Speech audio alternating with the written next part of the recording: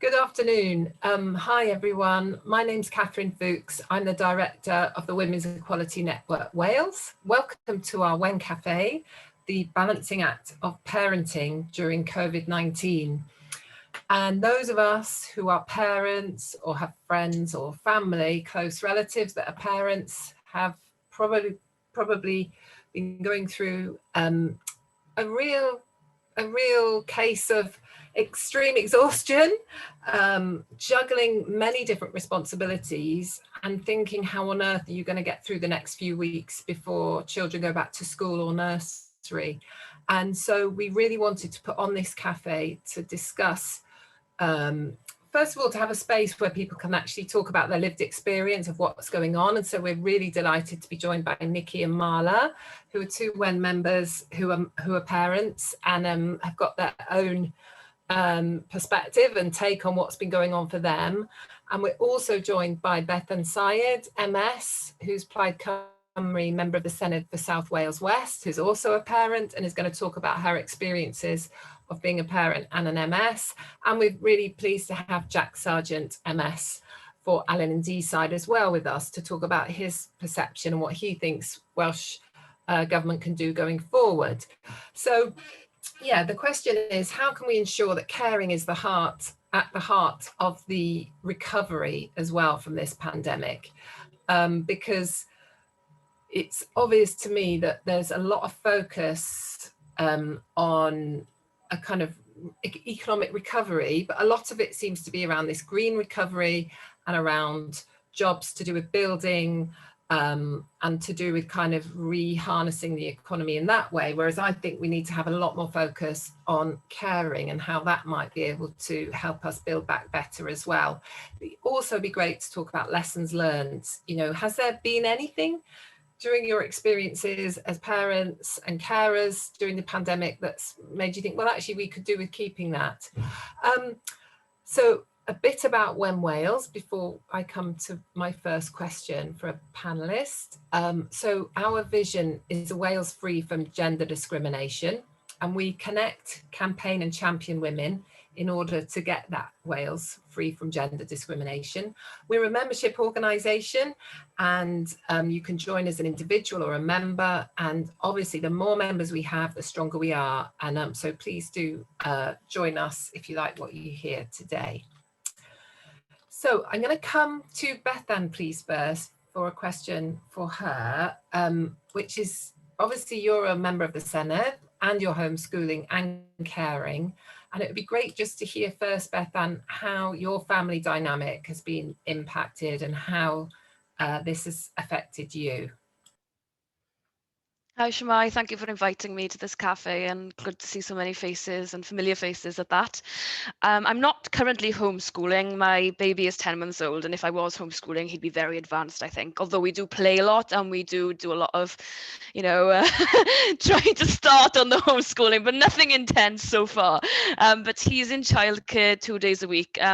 Although, you know, it's been variable because of having to have 2 COVID tests in the last 2 weeks, which are negative, but he's been sent home. So those have been challenges in and of itself, because I haven't been able to perhaps take on as much as I would like then when, yeah, obviously I don't have the flexibility to do it. It's a lot of juggling. I'm not telling you anything new here. It's a lot of juggling and a lot of negotiating. And I suppose in the questions you sent me beforehand is, how has your family dynamic changed? Well, it's changed entirely, because I had a baby during the first lockdown. It was very difficult because I didn't have the family network around me, and also my husband is from India, so all of his family still haven't seen our baby, which is, you know, upsetting. They would have come over before now had they had the opportunity. So we've been doing a lot of WhatsApp videos and messages, and I suppose that's the benefit of what's happened here, is that we can communicate in this way, but it has put more pressure on families because everything's happening in this bubble, which is our homes, and getting out is very difficult. I'm thankful now that we can go and meet other parents with a pram walk, and have those conversations that we really need. It's been quite isolating, but myself, and I think Sarah's here in my office, my maternity cover, we've done a lot of work on this issue while I've been on maternity leave. We did a survey of over 1,000 parents, mostly women who did respond, if I'm honest, asking them about being a parent in the time of the pandemic. Many saying that they had mental health problems that weren't being dealt with efficiently, access to health visitors and maternity services being challenging, the fact that they have restrictions on their birthing partner still being a massive impact on the trauma that they feel as new parents. And also we've concentrated as well on dads. Both parents matter here, and how we can try and raise awareness about the support that fathers need as well to be able to bring up this new baby in these difficult circumstances. So every new mother out there, I hold my hands up to you. But during this time, I did declare that I was standing down, because I found it really difficult to even conceive of being a politician in a 24/7 environment and bringing up my baby son Idris. And to be honest, the practice is that I'm very exhausted all the time. I'm finding it really hard. I'm not going to lie, because it's sometimes we're in the Senate until 9 o'clock. We voted on legislation very late a few weeks ago. I miss putting him to bed. I miss feeding him in the evening. I miss kutches. I miss all these things. And I just feel if I was doing that full time for another 5 years, I would miss a lot of things. So Sarah, who works with me, we're looking at new ideas. I would love to have restood as an MS on a job share platform. I would love for it to be much more flexible, but those are campaigns that I'll spearhead outside of politics, elected politics now. And I don't think, I think ironically, me stepping down has been able to have raised some of these issues that were there, and you were doing really great work. Don't get me wrong. I'm not saying it wasn't happening, but being able to raise this issue at a higher level. So yeah, I'm going to be gone from active politics on a Senate level, but not from all these campaign issues that sadly it's taken individual MSs and individual women time and time again to campaign on, as opposed to it being institutional and systematic. I think that's where I'm exhausted, is all the time. I fought for the locum MS. I fought for flexibility. I fought for, proxy voting. I fought for all these things, and it shouldn't have to be all the time for me to do. It's absolutely tiring. So hopefully we can get more women and parents elected next time. I'm not trying to say don't do it. I'm just trying to say I don't feel I could. And there's new talent and new people out there that can do it anyway. Oh, thank you, Bethan. Well, you will be sorely missed from the Senate and your campaigning. But as you say, you will continue outside. But yeah, we at When Wales are really worried about the fact that you have had to do all this campaigning. And although we've been campaigning for years on these issues, and we're really saying job share so important, access to elected office funds, so you can help people that maybe are on a low income to stand, and other things like changing the hours. We think all this needs to be changed, and we also really need baked in legally to our system. We think the issue around to get more diverse representation, we really need political parties to take seriously putting forward a diversity of candidates, publishing candidate diversity data, looking at quotas and all of those things. So thank you for bringing all that up, Bethan. That's really interesting, and we will come back to you. But I'd really love to come to Niki now. Niki, can you tell us how your experience of work as a therapist and your homeschooling is going? I know you've openly said that you are struggling. What for you have been the hardest parts? So basically, both me and my husband, we've been working full time from home since the lockdown. The nature of our jobs is one of those where we can't actually have the kids in the same room as us whilst we do our work, because it's A, very confidential, B, especially with mine, I could be dealing with quite a client experiencing quite a lot of difficulties emotionally and could be in a really, really vulnerable state. I couldn't possibly have the child, in the room when that's happening, and with confidentiality, I can't anyway. And the way my job is, I literally have meetings back to back until from 9 o'clock to 5 o'clock. And my therapy is not that much. I kind of do my therapy sessions on Friday, which is my completely sort of, because I've got two jobs. One is with the university, Bangor University. I work with students in disability services there, which is where I've got like back-to-back meetings, 9 o'clock to 5 o'clock. And then I've got the therapist, which is my private work, which, I kind of do on Fridays. And it's been a bit of a challenge. And there have been times where I've really struggled, but also because I've been a student as well during the lockdown, and I'm currently also on another training course, which is, which requires me to do quite a bit of reading and stuff.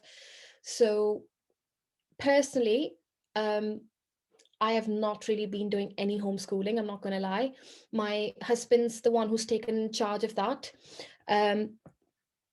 Having said that, there have been issues between me and my husband as a result, where he's like, oh, but it's just me doing all the homeschooling and you're not doing much at all with homeschooling. And to me, it's been like, yes, that's okay, but I am also a student myself. I can't cope with doing all the studying myself and then be listening to people who are experiencing quite a lot of intense distress and then be homeschooling. So for my help, for my self-care, I've got to step back from homeschooling, and it's just something that he's had to take charge of. And as you know, with pretty much everyone's struggle with this, you don't have like much contact with the outside world, so people's relationships have suffered, and mine has suffered with my husband, because it feels like I don't even remember what it's like to be a couple anymore. We're just parents all the time. There's no break. So it's kind of been, there have been times where we've fought over, chores, and we fought over, who's going to do the homeschooling. We fought over who's going to go pick him up from the nursery, who's going to take him down to the nursery. And it's come to a point where we kind of went like, listen, we've got to start saying no to each other. We've got to start putting our foot down, because obviously, the way things are, sometimes when you're tired, you're like, oh no, but can you do that? Can you do that? And then you feel like, oh no, okay, fine, I'll do it. And then you put too much on yourself and you start resenting the other person. So we've kind of been very strict with, listen, this is what you're going to do, this is what I'm going to do, and let's not expect more than what we're assigning to each other. And it's okay to say no. And I think that's what's really helped, because there's so much guilt that parents are made to feel, that partners make each other feel. Because my husband did the same thing with me. He was making me feel guilty, or like, oh, you're not doing any homeschooling. And I was like, yeah, but the amount of stress that I get from my job, I don't think I have it in me to then finish my day job and then be sat down and like sit down and do the homeschooling whilst I've got to do my own studying. So your message, Niki, seems to be don't feel guilty. Set clear boundaries with your partner. It sounds like what you're saying also. And yeah, don't expect too much of yourself or yourselves as a family with the homeschooling. And I think, yeah, it's interesting. Your children are 3 and 6, I think, aren't they? And yeah, I know that I would have really struggled. I've got 2 boys who are 17 and 14. And I think if they'd been younger and they needed more input, that would have been really difficult. But I think parents probably all over, and we'll come to you now, Marla, but I think parents probably all over are thinking, something's got to give. I can't give as much as my children's school teachers do, and we will just have to hope that our children catch up. And that feels to me like that's part of the story that we need to think about later on, is how are we going to make sure that the attainment gap doesn't grow. So Marla, I'm going to come to you next. So you are a self-employed business owner. You run a brand called the Polish Up Studio, and you've also been a professional ballet dancer, which sounds really long time ago. So Marla, I'd just like to come to you and ask, how have you been finding the juggle, and just share your experience and tell us how it came to you. Well, thank you so much for everyone as well for inviting me. I think it's a really great thing that we're kind of broaching as a collective, really. It was quite interesting, I think, because when we kind of got asked the question about it, and it feels sometimes we're on a treadmill, and sometimes it's only when that treadmill stops that you actually stop and think, what's actually happened. And I think the only thing I could come up with in my head to start with was, that it's like playing a football game where the goalposts keep moving. So my business is predominantly kind of a fitness-based classes, which has been something that continually throughout, there's been different rules every single week. I think my business plan has changed numerous times. I think I'm now a professional at business planning instead of actual teaching.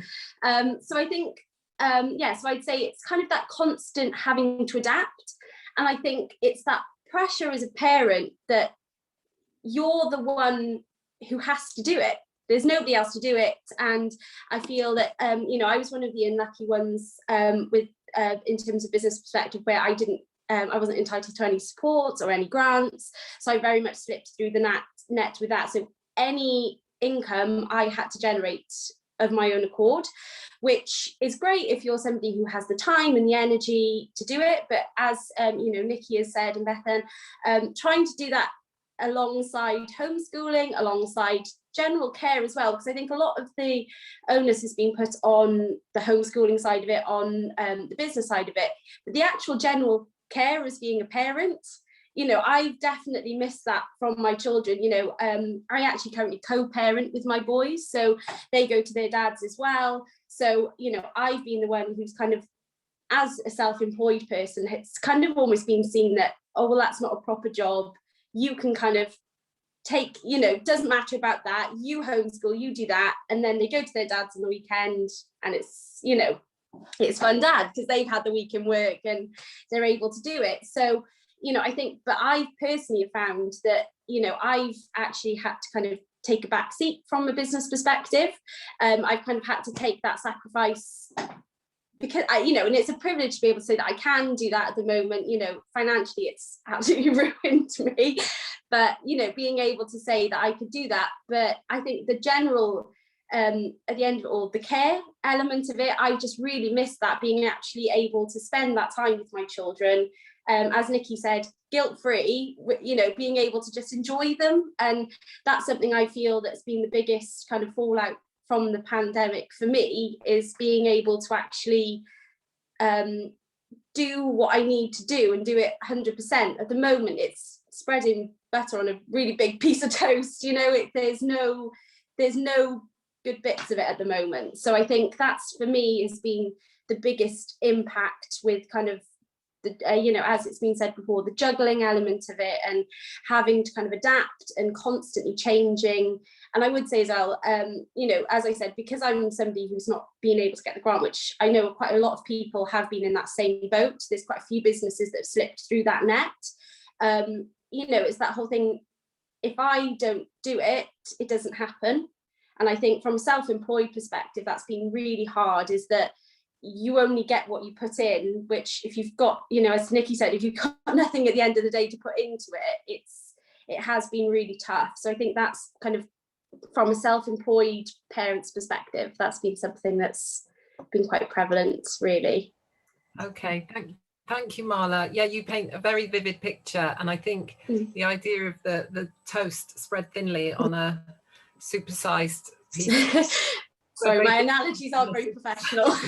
Piece of bread is but it's brilliant, and I think you bring up a very important point, which is about play and just this constant feeling that you're never doing enough, because when you're with your kids, you feel like you should be homeschooling them, and actually you just want a bit of fun, and I totally get that. And it's and the fact that you haven't had support from the because you're self-employed is a travesty, really, because you've got your great business, and it seems like a real shame that you haven't been able to get access that support. But we will come back to all these issues, and I'm sure the audience are itching to get in. Please do post your questions in the chat.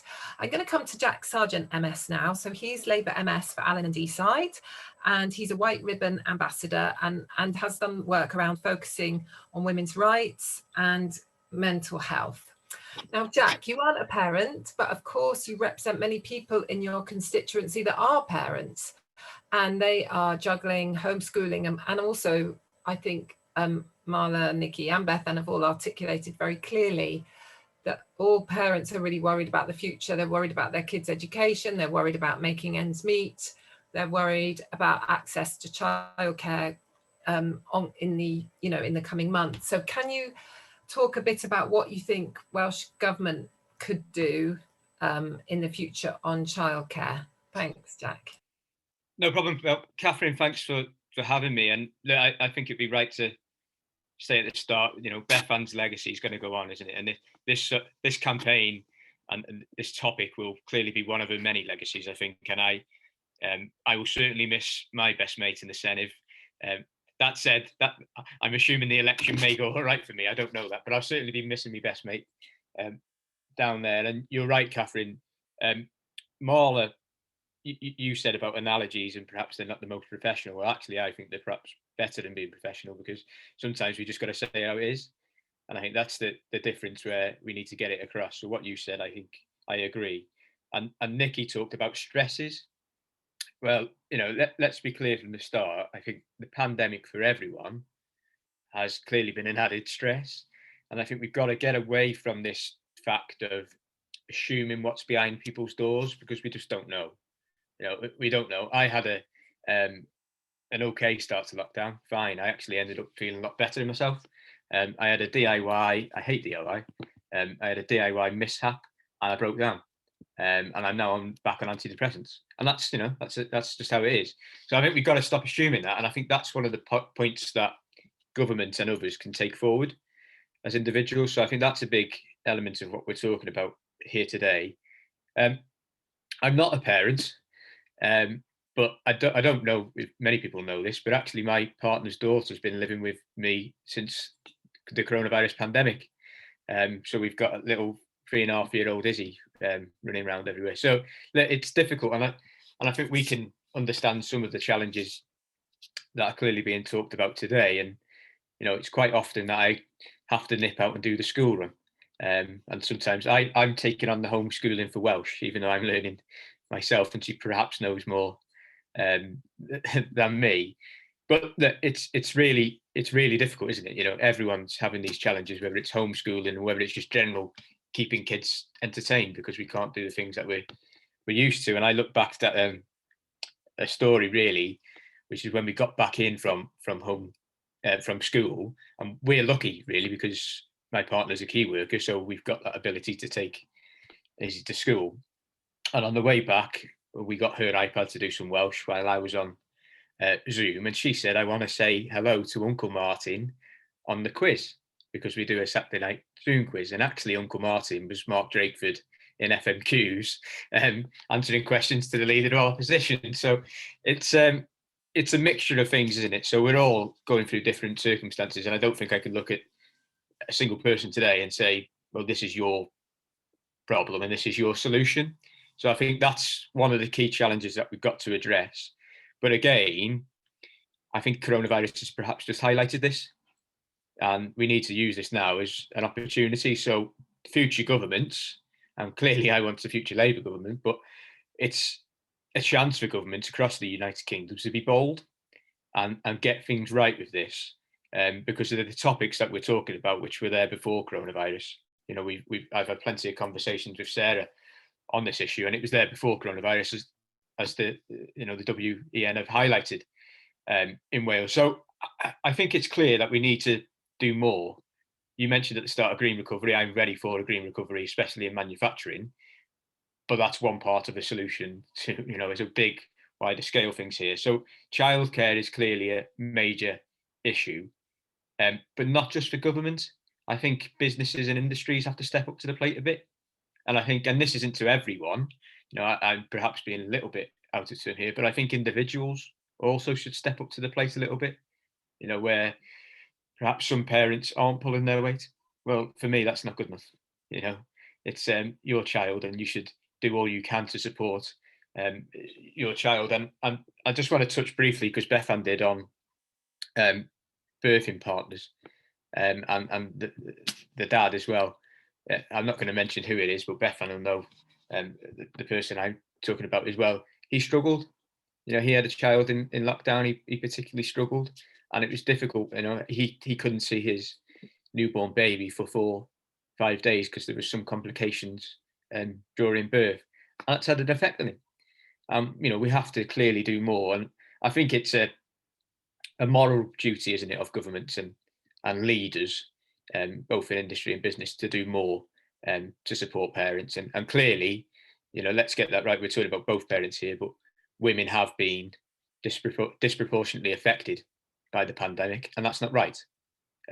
So it's important that these types of conversations continue, and I'm just pleased to have been invited to one, really. And it's not going to go away. I know Bethan too well. I know Sarah too well, and clearly they've got the ability, and like so many others have here today and wider, to continue these conversations. But I do think it's you know, we've had these conversations before. My position on this is different because I think now we've got the opportunity to do something and to get it right, and that's because of the pandemic. Great, yeah, you're right, Jack. We do have a big opportunity to look forward and do things differently. And as you've all alluded to, the pandemic, yeah, has definitely worsened inequality. I mean, it started, I guess you could say, it was a health crisis that became an inequality crisis, but actually we now all realize the health crisis is a crisis of inequality, and those worst affected are those who were most had problems in the past. Now I'm going to come to Hilary, who's our policy officer at When Wales next, because we obviously have our policy asks of the next Welsh Government in our manifesto, and we've done some research looking at how the pandemic has affected parenting. So I'm going to come to Hilary and ask you to talk a bit about, Hilary, what our polling and research showed, and what did people say about homeschooling, and who is doing the majority of the caring? Great, thank you so much, Catherine, and really great to hear from all of the other panelists as well. So When Wales put out a poll in October, November last year. So of course the schools were in session at that point. So we didn't ask them directly about homeschooling in the survey, but there has been research from the first lockdown from other researchers, which I'll talk about in a moment. But within our poll, we had quite an equal response from women and men, parents of children aged 14 and under. So we have some comparative data in terms of two household parents in heterosexual relationships. So for example, it's interesting with the results. It depends who you ask what results you get. So with a question before lockdown, who performed actively looking after the children, for example, feeding, bathing, playing with them. So women would say that it was predominantly them, 63%, and just 31% would say it was equal between the mother and the father in that household. And 2% of mothers said that it was predominantly fathers. If you compare that to what fathers said in the same situation, you had fathers saying it was mostly them, it was 17%, and both equal. It was 58% of fathers said that, so that's compared to just 31% of mothers saying that, and fathers also said that it was mostly the mother at 24%. Another data that comes through as well from the survey is that we were asking about what would happen if nursery, schools and childminders closed. All children were sent home from schools to self-isolate. So twice as many mothers compared to fathers said that they would have to take unpaid leave. So it was 23% of mothers compared to 11% of fathers. And just to bear in mind with that there were other options that they could have chosen for that, such as taking annual leave, but also working from home while providing childcare. And again, with the same sort of question we asked in terms of if the child provisions closed, in terms of poorer households compared to richer households, we found that in households where the income was less than £20,000 per year, parents felt 9 times more likely in the UK to report a risk of losing their jobs compared to households of £40,000 a year, which is obviously a shocking statistic as well.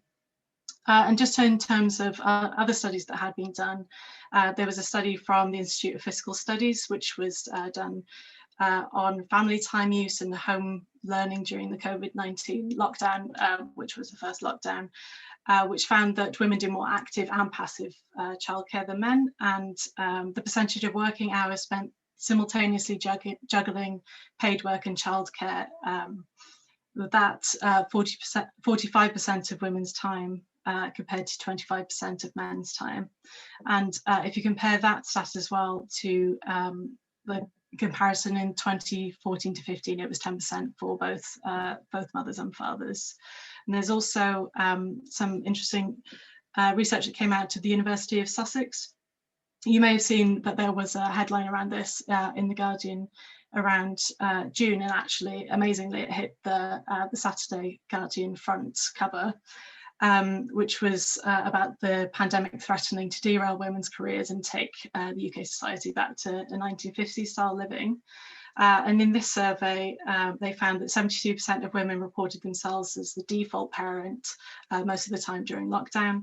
70% of women reported being completely or mostly responsible for homeschooling.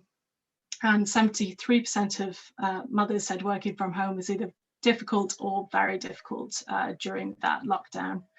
As I said, our polling doesn't address homeschooling, but we are doing a second wave of polling where we will be comparing how employers' attitudes towards parents taking on homeschooling responsibilities has shifted from this lockdown compared to the first lockdown. So just coming on to Wen Wells's recommendations, for years we have been campaigning to have affordable childcare that is suitable for everyone from the age of child from 6 months, because of course at the moment the policy doesn't align to parental leave, maternity leave, etc. So it means that there is a massive gap between the end of parental leave and when there is affordable childcare offered. And also the current childcare offer doesn't work for all parents equally. So that again is something that we'd want to address. And we also saw in an earlier Wen Wells cafe that key workers have said that their access to childcare for their children of all ages has been transformational for women. So yeah, just coming back to what Catherine said in terms of we want to have investment into care and a caring economy model, which is something that the Women's Budget Group, for example, very much advocates towards, and they've done a great amount of work on that over the last year, which you can also look up. Of course, we don't want to return to the society that we had before the pandemic, which was entrenched with gender inequality. Thanks.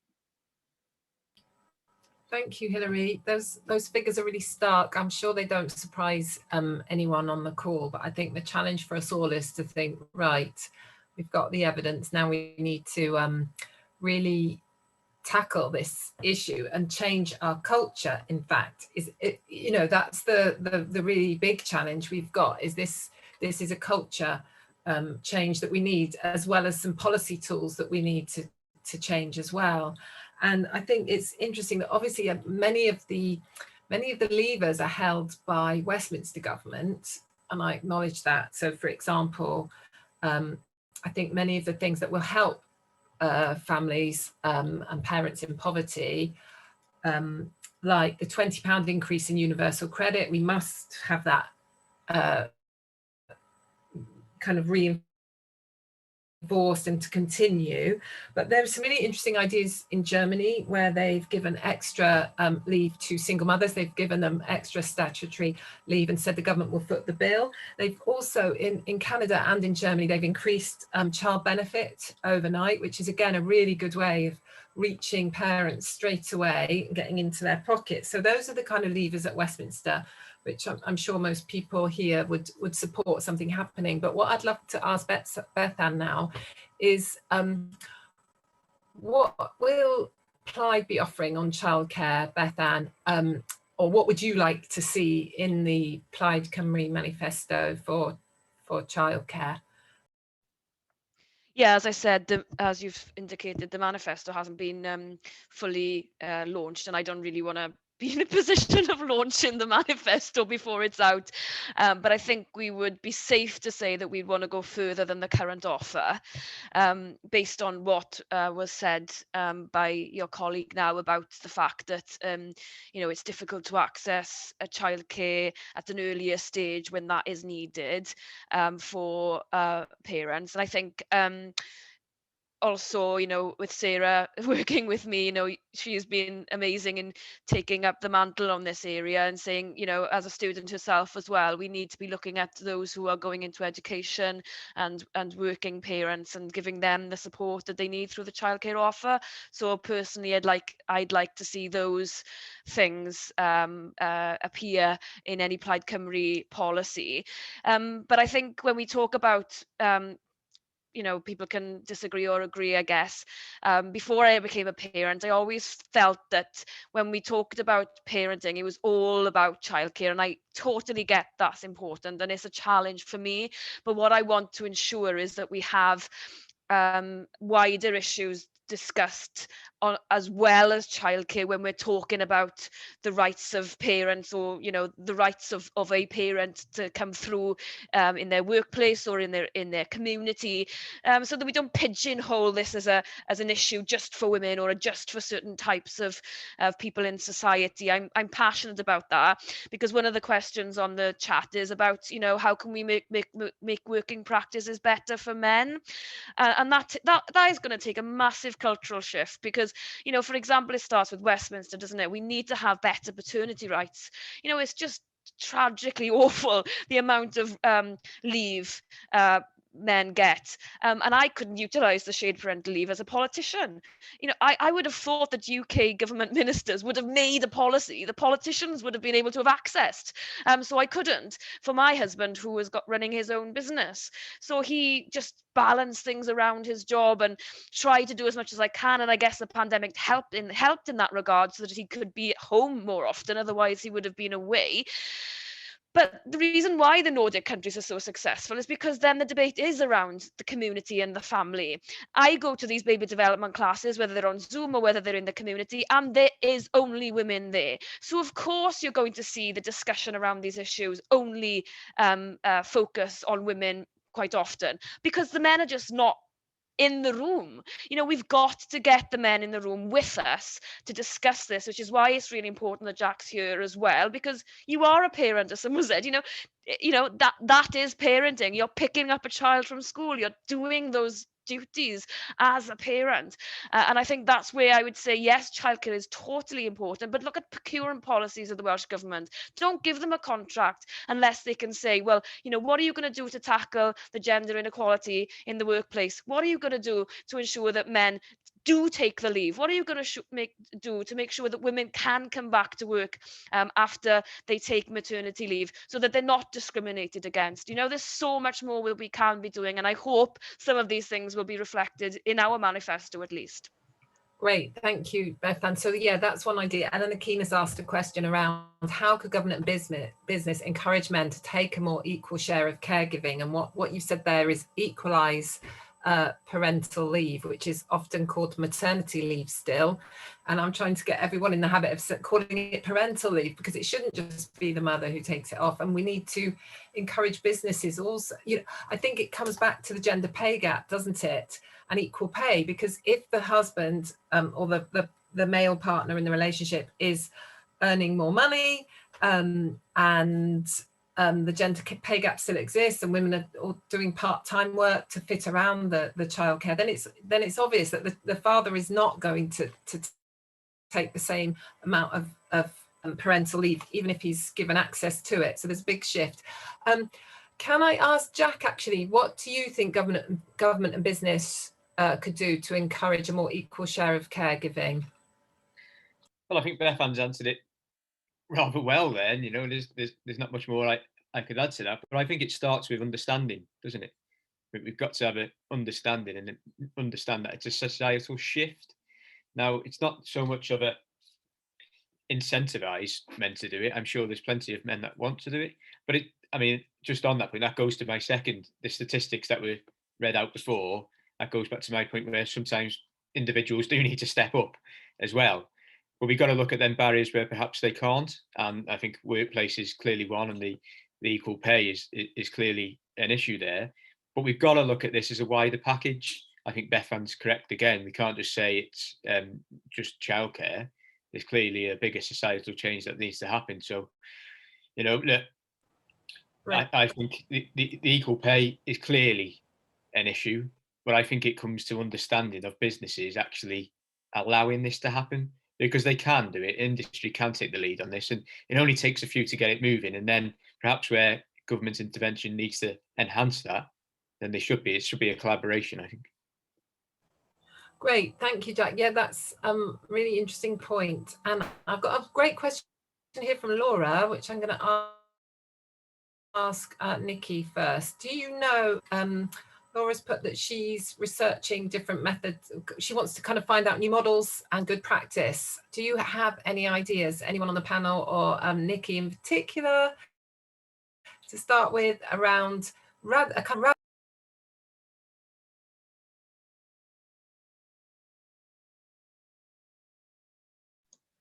Catherine, you cut out when you were asking the question then. Do you want to ask it again? Thank you. Niki, I was asking, do you know of any radical childcare good practice that that would really help you, that could help? So I don't mean to put you on the spot, but it's one of the questions in the chat, and I just wondered whether there's any ideas you've got of how things could work better for you. What would make a real difference? I've got a few personal life examples, which obviously work for me does not mean it's going to work for everyone. But I think to begin with, I would say that unfortunately at the moment, self-care is just looked past so much. It's actually quite depressing. And actually there's, again, come back to kind of the social guilt that's attached to self-care. And I think it's weird, but obviously it's gone on for centuries, but social guilt is very unfairly, especially when it comes to sort of domestic stuff, it's very unfairly skewed towards women. So to actually, I'll give you an example from my personal life, which is, for me, if I go for a walk, I don't like taking my kids with me, because that's me time. I don't want anyone there then. I just want to listen to my music. I just want to be by myself, even if it's 15 minutes, even if it's 20 minutes. I'd want to do it. It's selfish. Some people might think it's selfish. For me, it's my self-care, and I'm okay with that. Whereas, and this is a conversation I had with my husband as well, where he's like, oh, why is it always me? Why don't you take the kids? And I said to him that actually you enjoy going for walks with them. I don't, because I'm there with them throughout the day. And actually, for me to actually be able to love them and not resent them, I need some time away from them.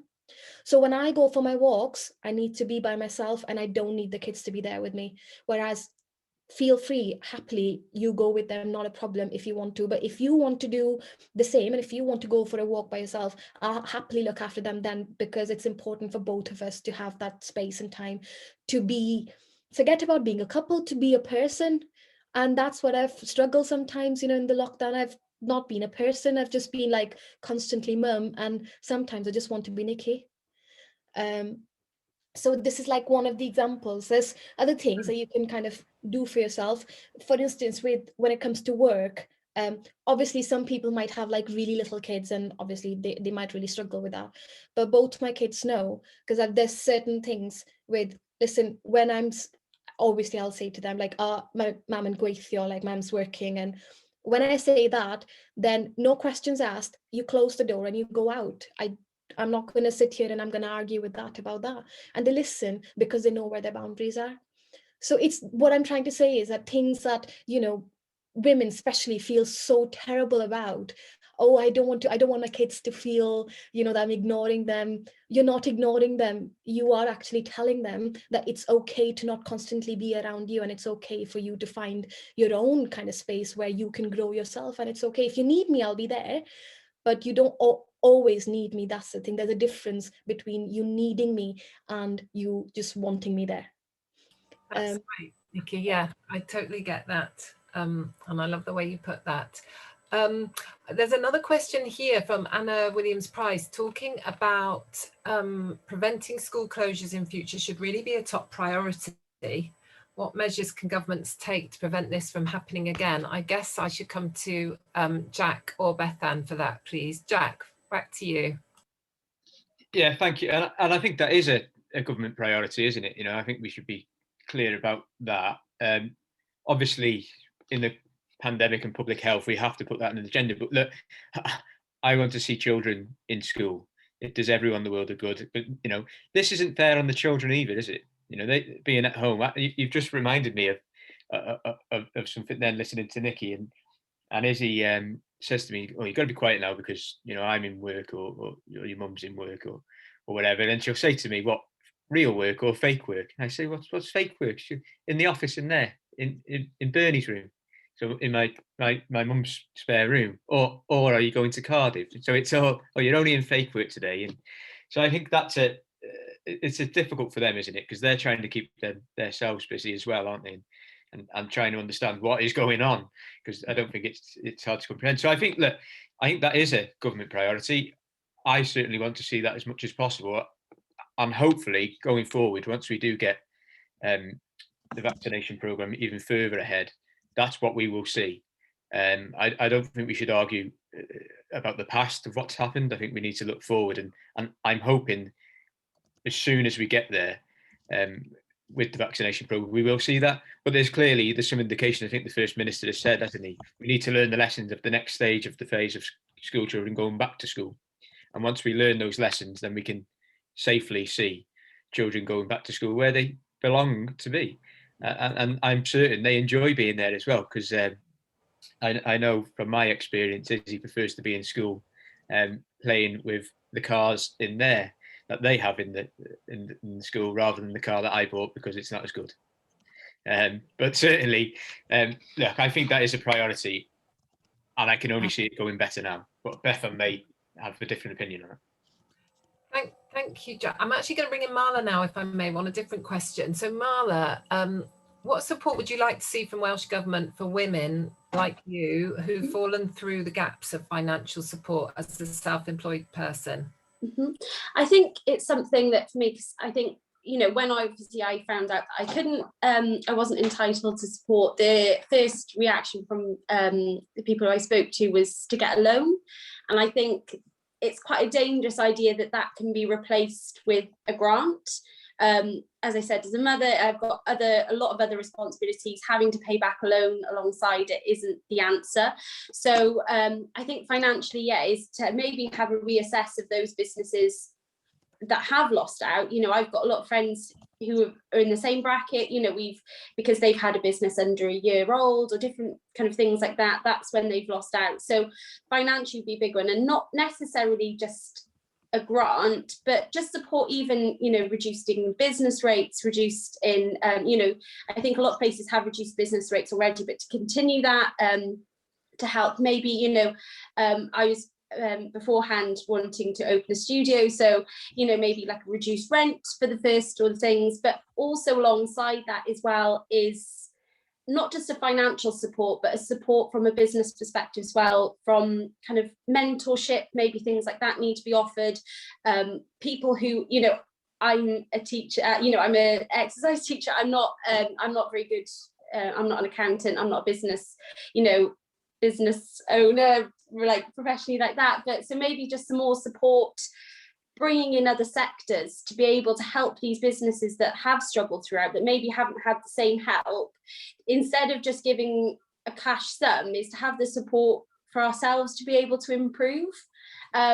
If that's something that's kind of on offer, you know, I know from Wales, I know especially around by where I am, we're so lucky that we have a really amazing network of small self-employed local businesses, and I think being able to kind of have these platforms to unite them and maybe help out and things, that would be something I feel as a business would really help for the future, really.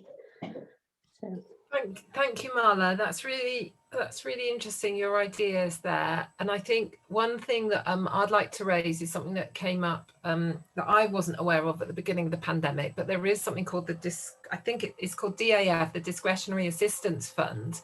And that's certainly something that is available to people, I think to individuals and businesses potentially. And it is worth looking it up on the Welsh Government website, because there is funding available there. And I think that was another one I wasn't actually entitled to. Oh, really? Yeah, so that's why I think there's quite a few businesses that have kind of, if they're not businesses that, you know, especially as a parent, I'm not able to work full time with the childcare, you know, because I've never actually, until they've gone to school, I've been lucky enough to have parents and grandparents support with that. So I've not been able to work full time. We've had to kind of manage around what we've got. So I think if a business, you know, like if it doesn't earn over a certain amount, if it doesn't trade for a certain amount of time, if it's not over a certain amount of old. So I think I unfortunately fell into one of those ones that didn't get anything, but it's definitely worth for other people to kind of have a look into. It sounds like loopholes not allowing you to get the assistance you need. It's a really interesting question here from Sian Regan about the sustainability of childcare provision that is reliant on volunteers. So she's a trustee at a playgroup that provides wraparound childcare for working parents. And, you know, what support does that kind of setting need? And I'll come to you, Bethan, on that, because I think it's really, I think it's really important that we support, you know, I worry that many nurseries and playgroups and things like that are going to go out of business as well because of the pandemic. And so what should we be doing as a country and our policies to support them? In Canada, their new, they've brought out a kind of economic plan which has got women at its heart. It's called, there's a recovery plan for women in the economy, which is brilliant. And a massive part of that is a huge investment in nurseries, in training for childcare providers and all this kind of thing to really boost the sector. So would you like to answer that, Bethan, around how can we make childcare provision sustainable? Yeah, sorry, I was trying to look for it, but I couldn't find it. I mean, this isn't going to answer it universally, but I know that I chair the Welsh Language Committee in the Senedd, and the Welsh Government has committed to many more places for Welsh language childcare, and also then increasing the workforce through the Welsh language. And I think that has gone some way to improving the situation, although we can go further, working in conjunction with Mudiad Meithrin to secure level 3 and level 4 qualifications for those who are teaching through the medium of Welsh. I think that's a really good step for the future. When it comes to sustainable childcare models, I think, and I'm not a specialist on it, so please bear with me, and I'd be wanting to learn more from you guys.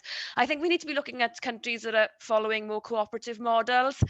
As we all know here, we've got one of the highest prices for childcare in the world, and I think that the model isn't really working, if I'm honest, especially for working parents, as Niki has indicated on the chat. You know, I earn a decent wage. I won't be after April, and you know, the costs of childcare are astronomical. So I think we need to be looking differently at the model. For me, it seems an open book, because we're living in a country where, you know, the government is selling itself as being socialist. We have free education, and we don't have that many private schools in Wales. And yet, when you are talking about early year childcare, it's totally different, and it's a total marketisation. Yes, we do have Flying Start, and I think that's really good, albeit the Welsh language provision is pretty patchy. But I think we have to look at the model again. And so I won't be here to pick up on those policies, but I think you should be talking to my colleagues from any party to look at those models of not-for-profit organisations, cooperatives that can pick up in this sector, because I don't think the private model works for us. And I'm not a specialist, but that's my view, more so from the perspective of a mother, and from seeing, the way our education trajectory is going. We're moving towards a curriculum that's much more free thinking, giving teachers that freedom. But most of the childcare sector is in the private sphere, with less impact from government, albeit they are monitored by Estyn and such. I think there's much more room for manoeuvre.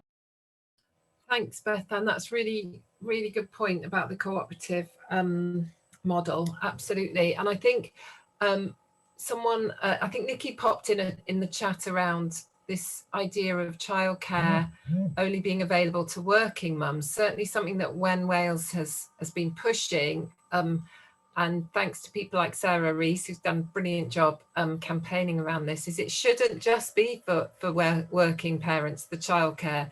If you're like Niki doing training, you should be able to access the childcare so you can do your training, or even if you're staying at home, if you don't have access to the childcare, it should be universal, is what I'm trying to say in a very long-winded way.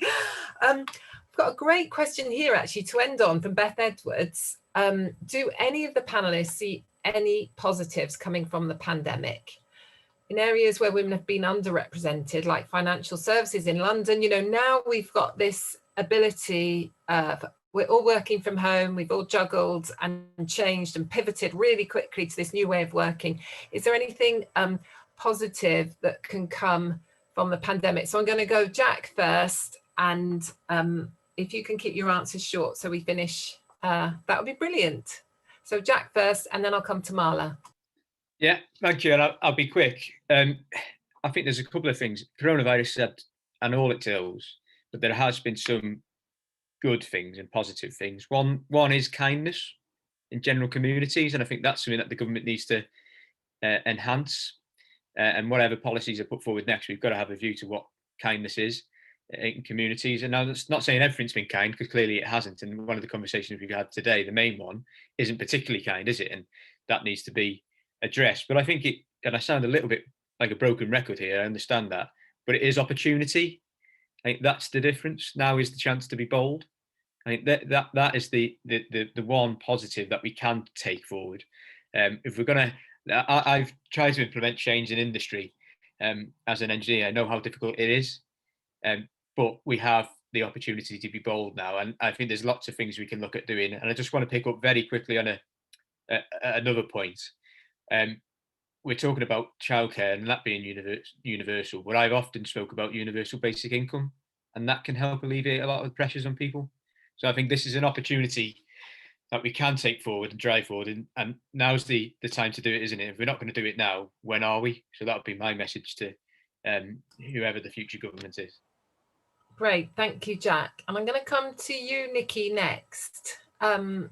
If you can say anything positive you think can come out of the pandemic, and then on to Marla.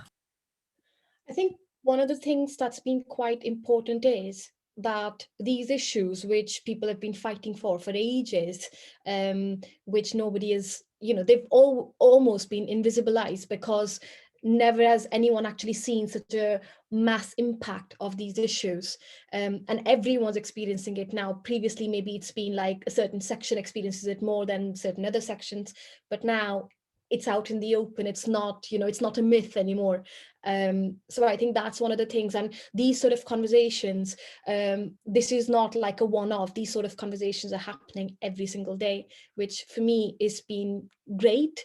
I would just personally would like to see these conversations kind of taking some form of action as well.